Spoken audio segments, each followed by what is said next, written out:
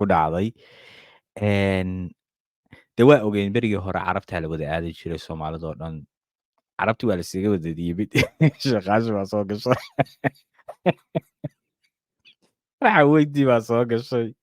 Yaa, ashraaftii baa soo gashay. Yaa, cid aana meesha soo gelin ma laha. Marka laylkasii baa soo galay. Puntland baa ku soo xigsatay.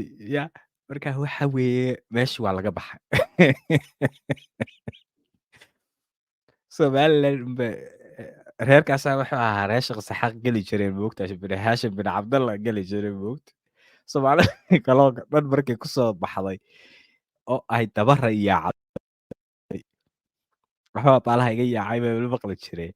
Yaa, ba iyaguna waxay yidhahdeen kuwaan maadaama aynu rabno inaan ka duunaano gas baan u siinaynaayo dadkii aan hore u ahayn baynu aadaynaa.